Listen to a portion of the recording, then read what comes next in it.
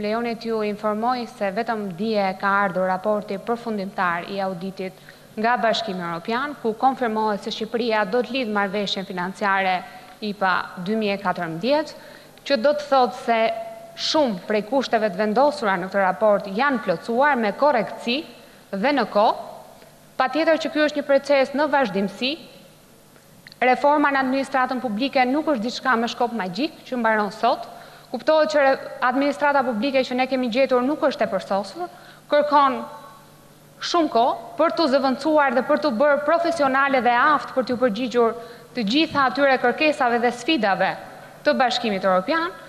Kështu që unë them se sot përgjigjen shqiptarët e kanë marrë, që më në fund administrata publike është e aftë të menaxhojë fondet e Bashkimit Evropian.